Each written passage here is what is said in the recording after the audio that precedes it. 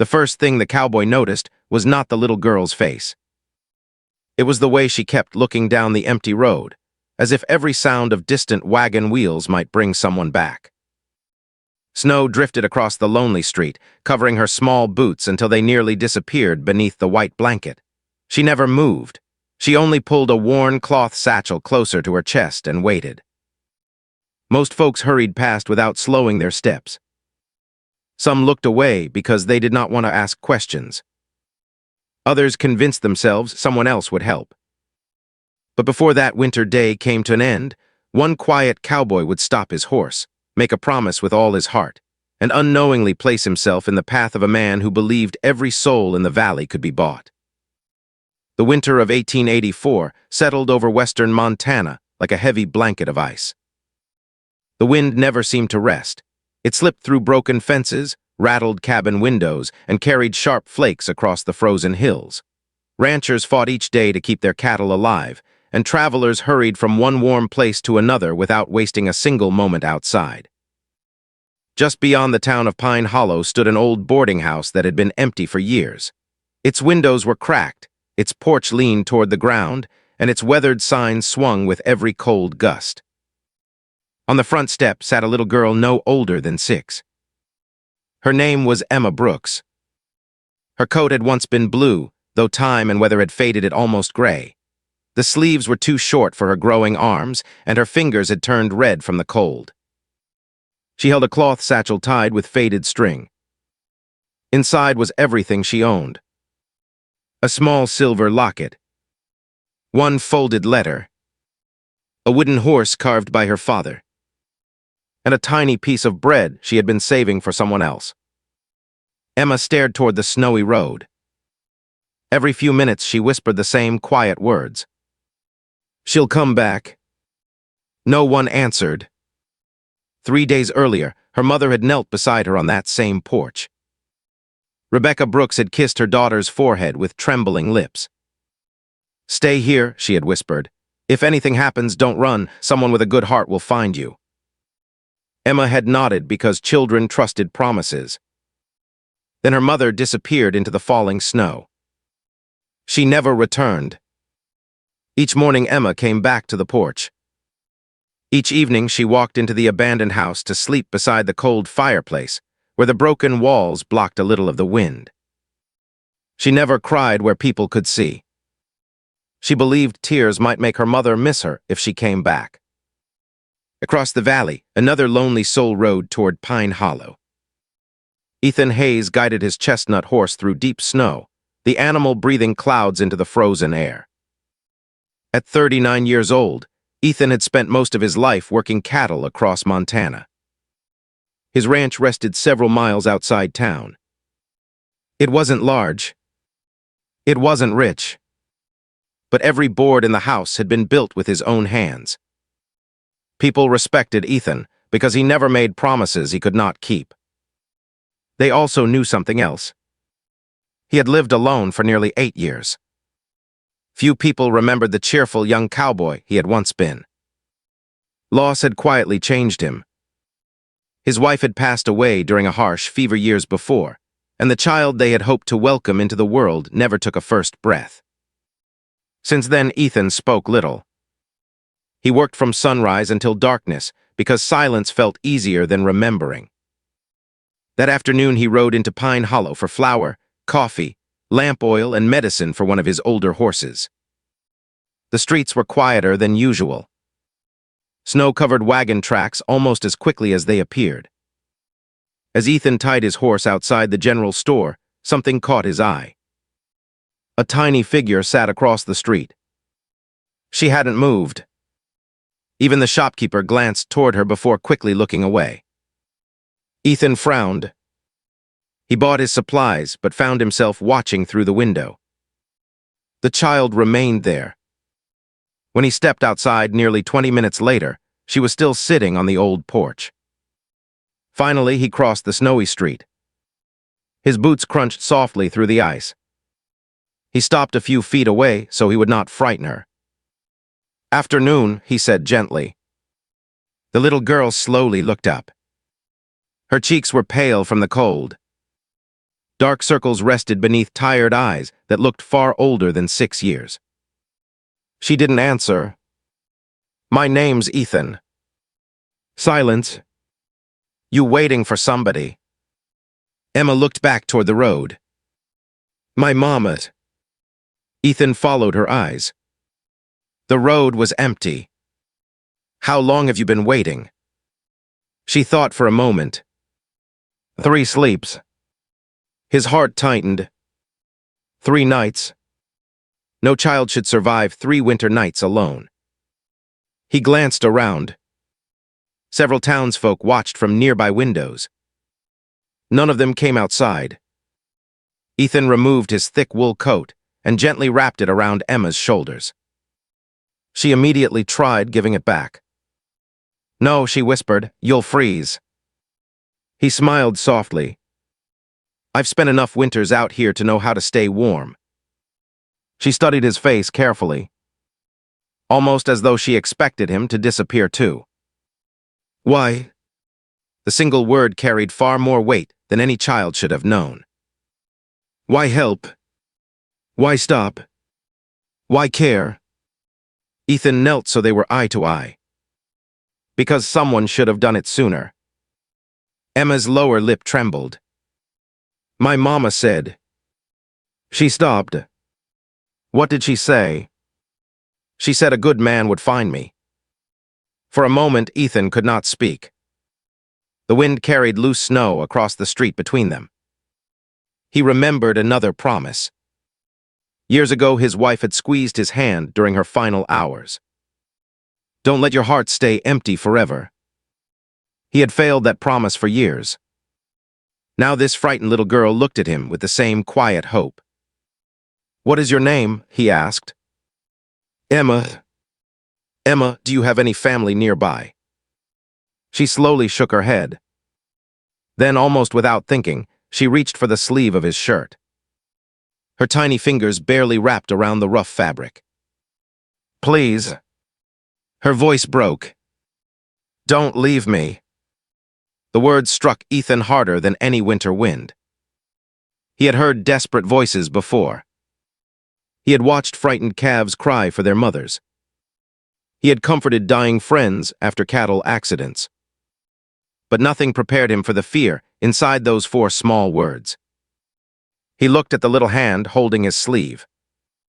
Then he covered it gently with his own. "You won't stay here another night." Emma searched his eyes. "Really?" "I give you my word." She blinked several times, as though trying to decide if promises could still be believed. Then she gave one small nod. As Ethan lifted her into the saddle in front of him, the townspeople quietly watched from their windows. Some looked ashamed. Others simply closed their curtains. The ride back to the ranch was slow because the snow had grown deeper.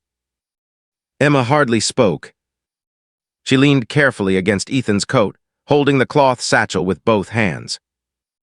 As the ranch finally appeared beyond a line of snow-covered cottonwood trees, smoke drifted from the chimney. Waiting on the porch stood Margaret Doyle, the elderly widow who helped Ethan with cooking during the hardest winters.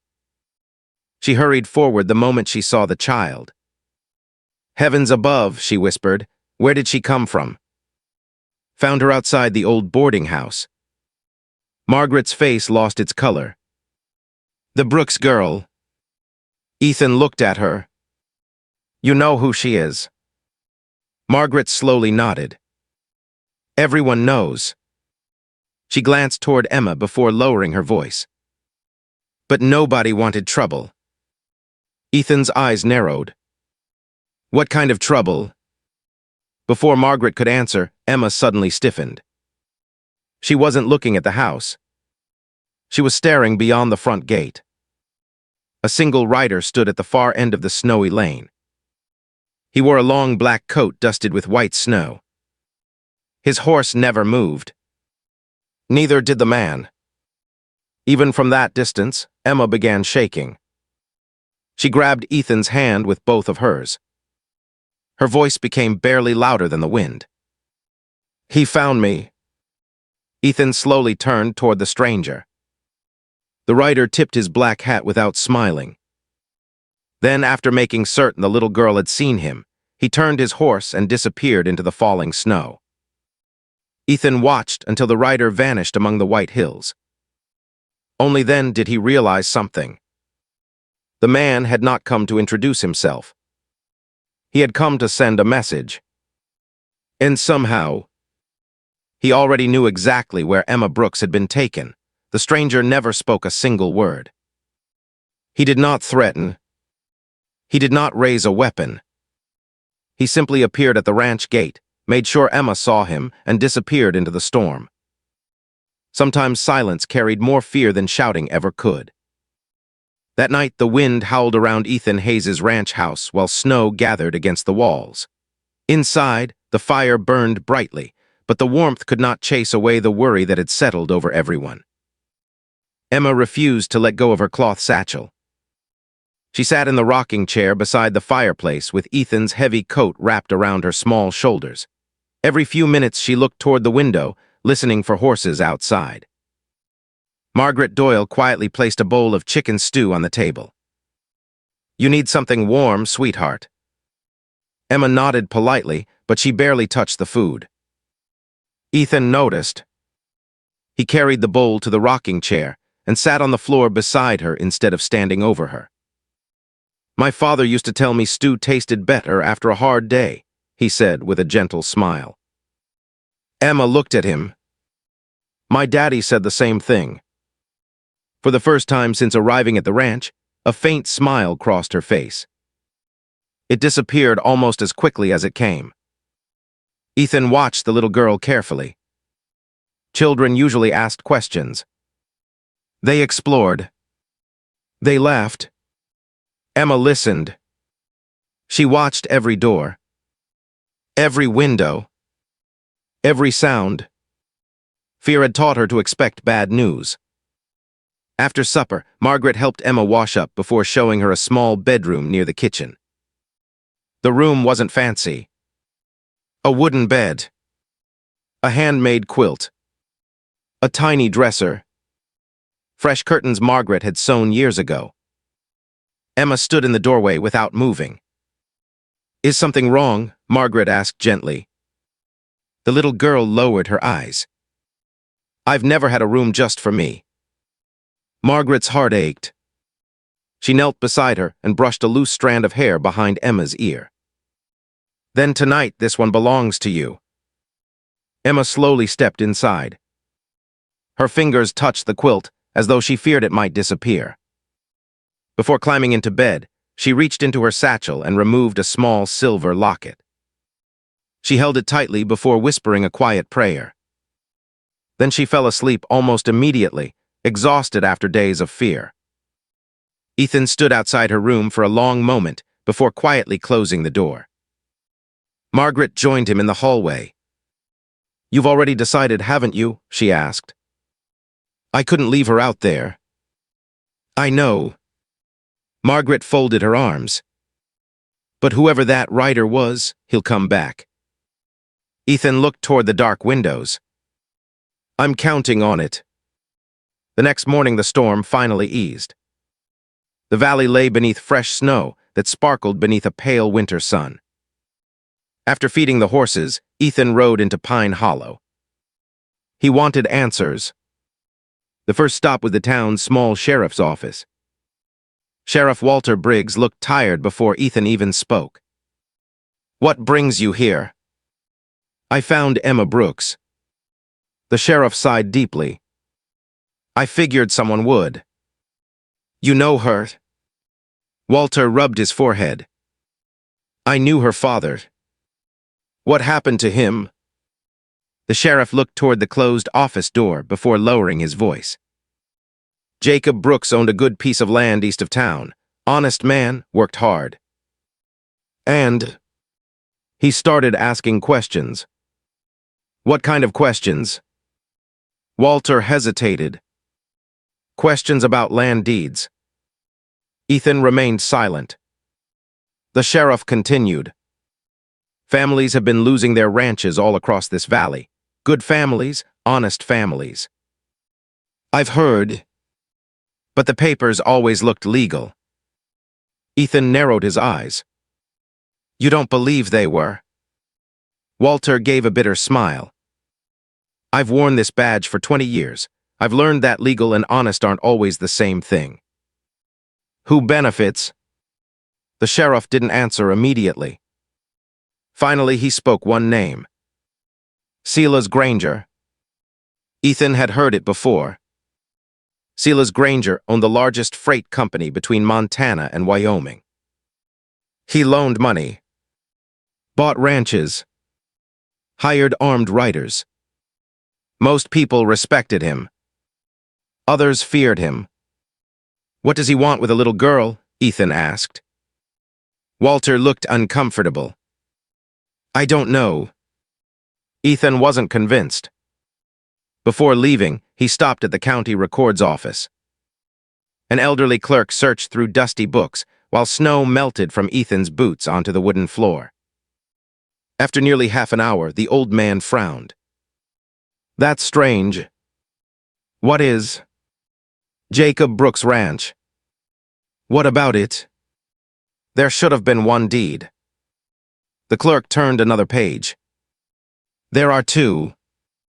Ethan stepped closer. The signatures looked almost identical. Almost.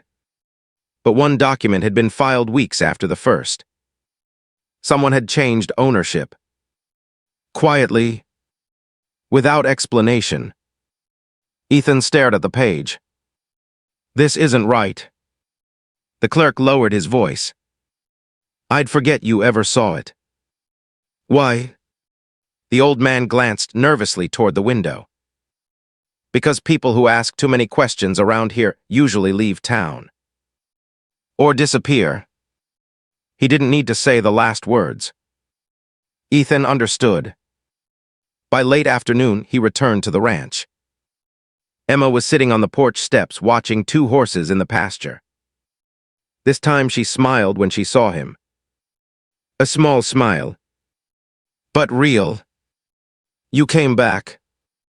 Ethan chuckled softly. I told you I would.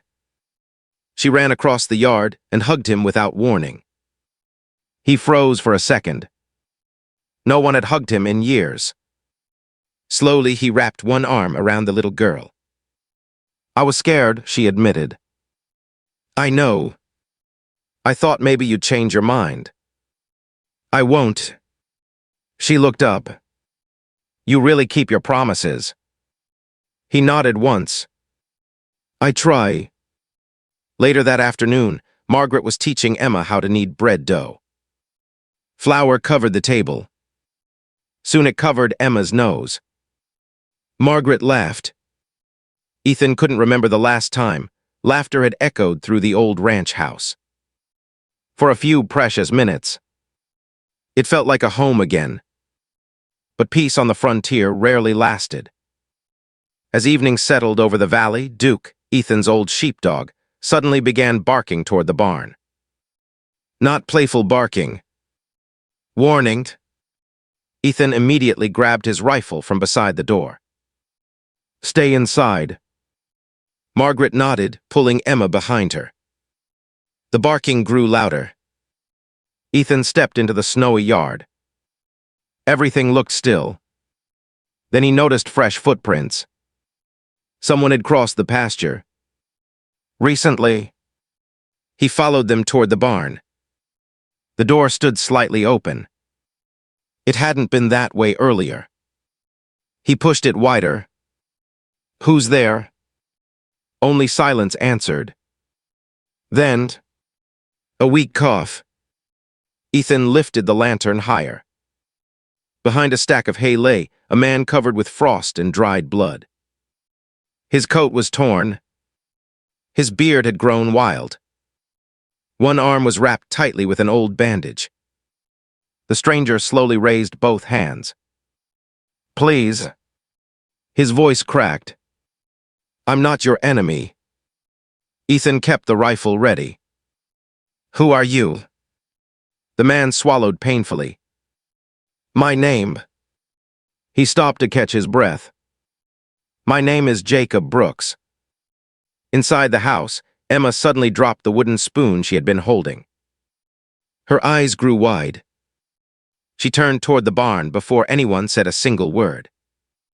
Almost as if her heart already knew. "My daddy," she whispered. Outside, Ethan stared at the wounded stranger.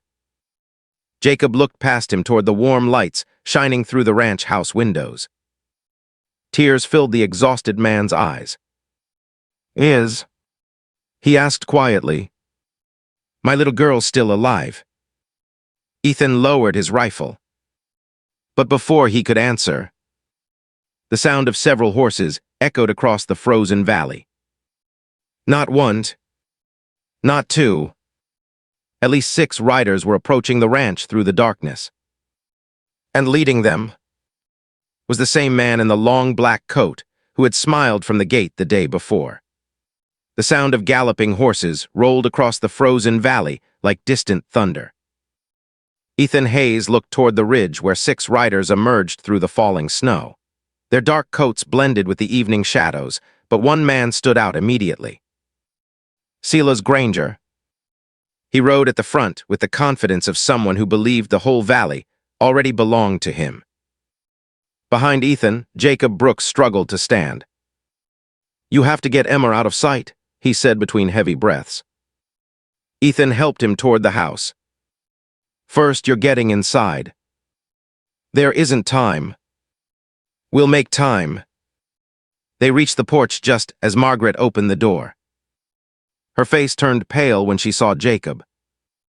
"Good Lord." Emma pushed past her before anyone could stop her. "Daddy." She threw herself into Jacob's arms, and despite the pain in his injured shoulder, he held her as tightly as he could.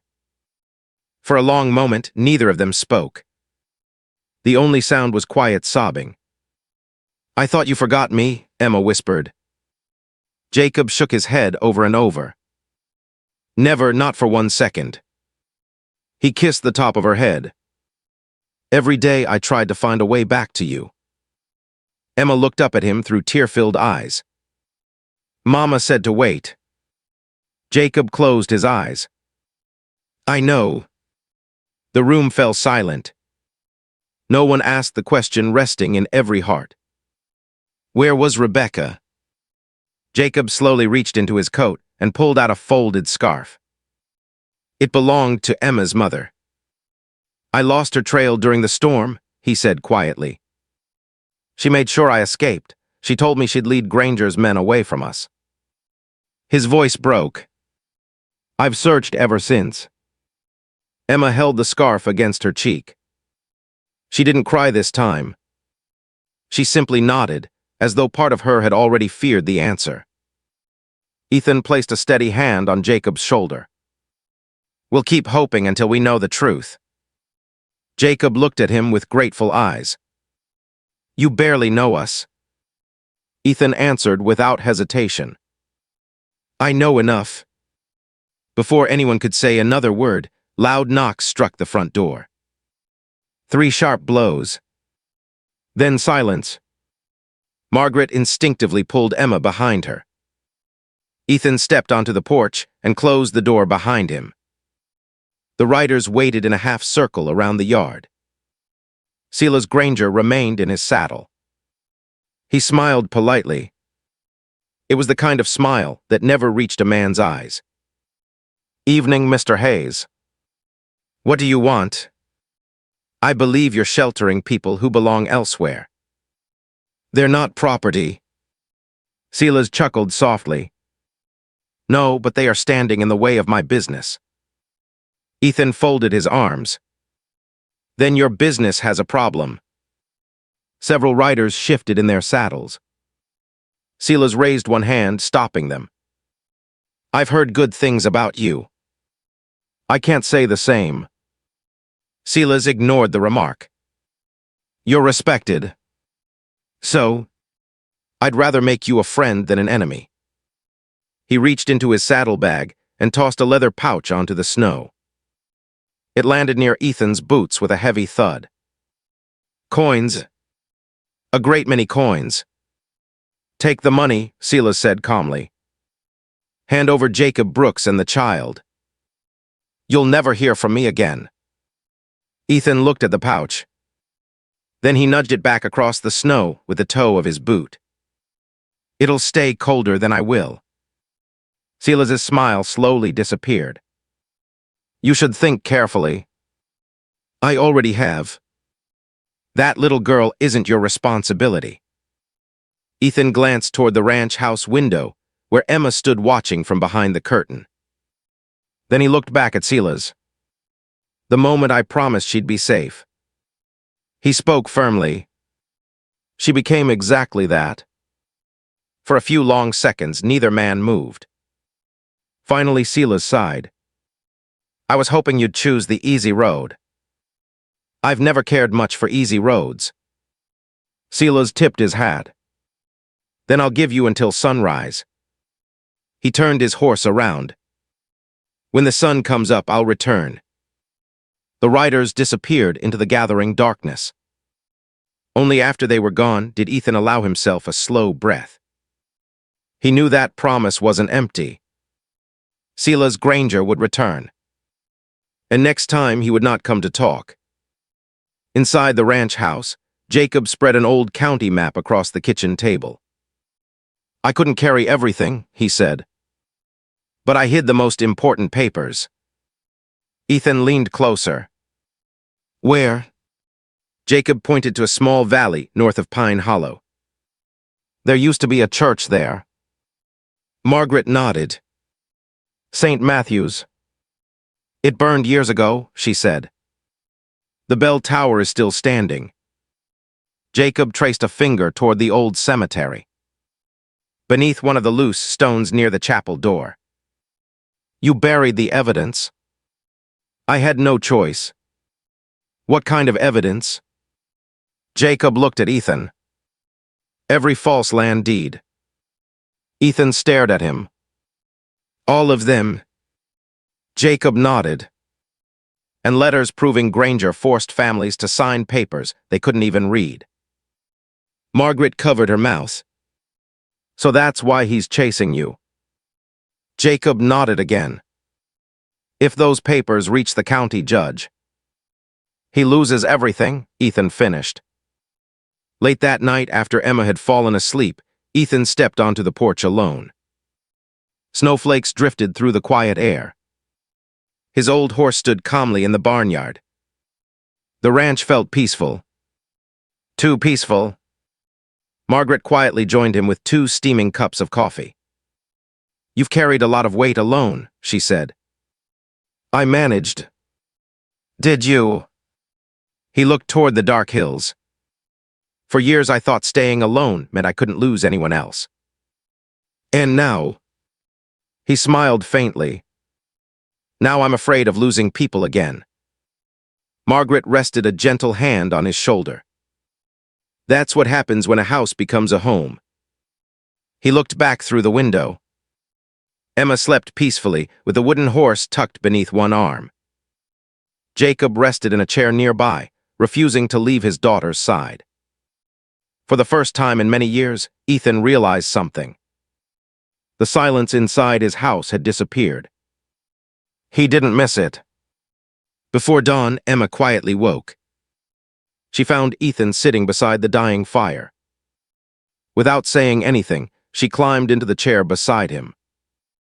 After a few minutes, she spoke. Can I ask you something? Of course. If my mama doesn't come back. Her voice trembled. Will you still stay? Ethan looked at the little girl. His answer came without hesitation. I'll stay. Emma reached into her satchel and carefully placed the small silver locket into his hand. My mama said only family should hold this. Ethan looked down at the worn keepsake. I can't take this. I want you to. He gently closed her fingers around it again. You keep it. Why? Because one day you'll give it to your children. Emma smiled. I think Mama would like that. As the first light of morning touched the snowy hills, Duke suddenly began barking again. this time louder than before. Ethan stepped onto the porch. His expression hardened. Across the valley, nearly 20 riders were moving toward the ranch. At their center rode Sela's Granger. But something else caught Ethan's eye. Behind the riders rolled a wagon. And hanging from its side was the old iron bell taken from St. Matthew's Church. Jacob stepped onto the porch beside him. The color drained from his face. They know. Ethan didn't look away from the approaching men. They've found the church. Jacob whispered one heartbreaking sentence. If they're carrying that bell. He swallowed hard. The hiding place is gone. The old church bell swayed from the side of the wagon as Sela's Granger's riders crossed the frozen field. Each slow swing sent a dull metallic sound across the valley. Jacob Brooks stared at it with disbelief. They found the church, he whispered. Ethan Hayes kept his eyes on the approaching riders. Maybe. Jacob looked at him. What do you mean? Ethan noticed something the others had missed. The bell was covered in fresh dirt, but the wooden box beneath it looked untouched. If Silas had truly found the papers, he would not have returned with so many men. He would have gone straight to the county judge and destroyed every piece of evidence. Instead, he had come back to the ranch. He was still searching. Silas did not have what he wanted. Ethan turned to Jacob. You buried the papers beneath the loose stone. Jacob nodded. Yes. Then unless someone knew exactly where to look, they wouldn't find them. A spark of hope returned to Jacob's eyes. You think they're bluffing? I think they're trying to make you panic. Silas stopped his horse a few yards from the porch. His riders spread across the yard, surrounding the ranch house. The valley became silent. Only the wind moved. Silas smiled as though the day already belonged to him. Good morning, Mr. Hayes. Ethan remained on the porch. You've ridden a long way for a conversation. I've come for something much more valuable. You won't find it here. Silas glanced toward the house. The little girl. Emma stood behind the front window beside Margaret. She wasn't crying anymore. She simply held her father's carved wooden horse tightly against her chest. Silas continued. Hand over Jacob Brooks and this ends peacefully. Jacob stepped onto the porch beside Ethan. I'll never help you steal another family's home. Silas's pleasant expression finally disappeared. You always were stubborn. No. Jacob answered firmly. I was honest. Silas raised one hand. His riders slowly reached for their rifles. Ethan spoke before anyone could move. You really think 20 men can hide the truth forever? Silas laughed. Truth belongs to the man holding power. A new voice interrupted him. I don't believe that anymore. Everyone turned. Sheriff Walter Briggs rode into the yard. Behind him came something no one expected. Nearly every rancher from Pine Hollow. Men and women Ethan had known for years.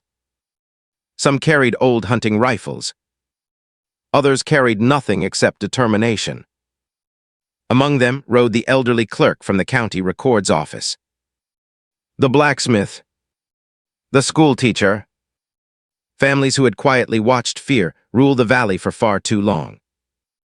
Silas frowned. What is this? Walter removed his sheriff's hat. This is a town remembering who it used to be. One by one, more wagons appeared on the road.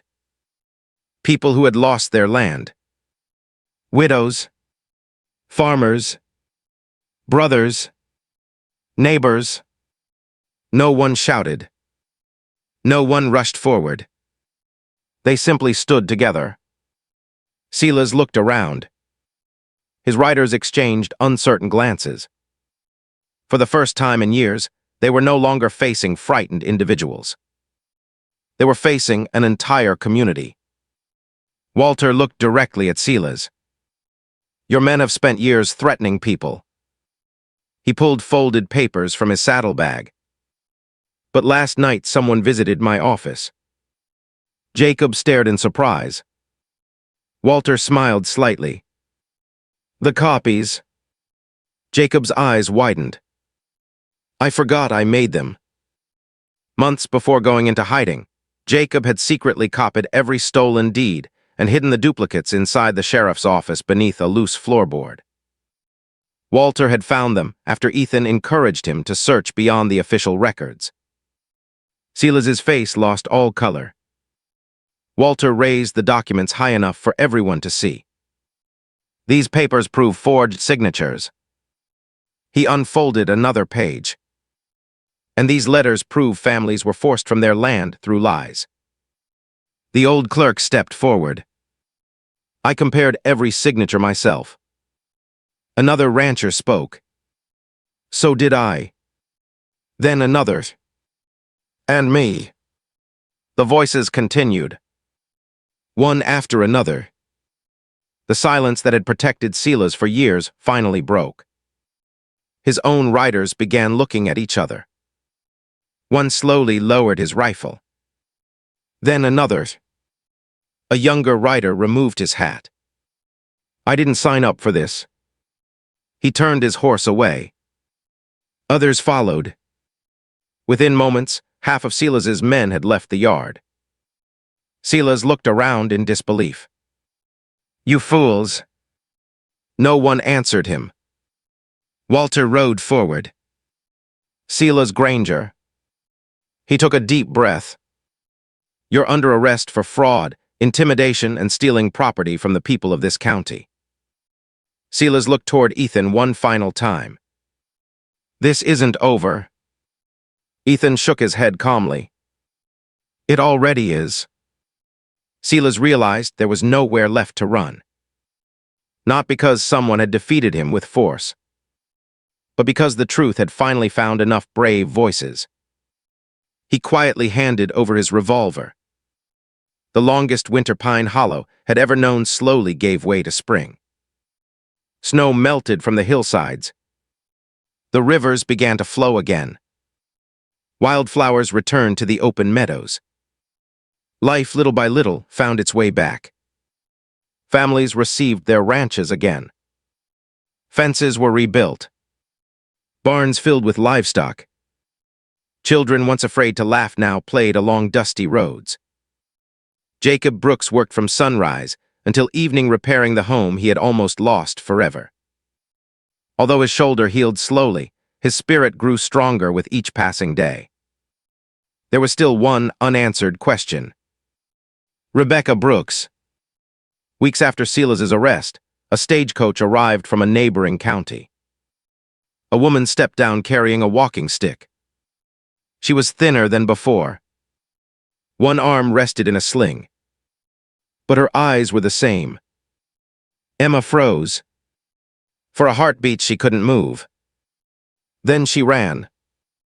Mama. Rebecca dropped to her knees just as Emma threw herself into her arms. Neither of them spoke. They simply held each other while tears rolled freely down their faces. Jacob joined them seconds later. The three of them stood together beneath the warm spring sun, surrounded by neighbors who quietly smiled. Rebecca had survived. After leading Silas's men away from Emma, she had been injured while crossing the mountains and rescued by travelers who cared for her through the winter. The moment she recovered enough to travel, she returned home. She had never stopped searching for her family. That evening, everyone gathered at Ethan's ranch. Long tables filled the yard. Fresh bread, stew, music, children running between the trees. Laughter echoed across the property that had once known only silence. Emma sat beside Ethan on the porch steps as the sunset painted the Montana sky in shades of gold and orange. She leaned against his shoulder. Do you remember the day you found me? I do. I thought nobody would ever stop. Ethan smiled. I'm glad I proved you wrong. Emma reached into her pocket and placed the little silver locket into his hand. This time I want you to keep it. He looked at her. It belongs to your family. She nodded. You are family. Ethan's eyes filled with quiet tears. For years, he believed losing everything meant he should never open his heart again. But one frightened little girl sitting alone in the snow had changed that forever. Rebecca and Jacob stepped onto the porch. Jacob extended his hand. You didn't just save our daughter. You gave all of us another chance. Ethan shook his hand. I only stopped to ask if she was all right. Rebecca smiled warmly. Sometimes that's where miracles begin. Emma slipped her small hand into Ethan's. The four of them watched the sun disappear beyond the Montana hills. The ranch no longer felt lonely. It felt alive. If this ending reminded you that one promise can change an entire life, thank you for spending this journey with us. Subscribe for more heartfelt Wild West stories where courage, hope, and kindness leave a mark that lasts forever. As the evening stars appeared above Pine Hollow, Emma looked up at Ethan one last time. You kept your promise. He smiled. I always will. And in the quiet heart of the American frontier, people would remember that harsh winter not because of the cold or the fear, but because one lonely cowboy chose to stop for a little girl everyone else walked past. Sometimes history is not changed by the loudest voice. Sometimes it begins with 4 simple words. I won't leave you.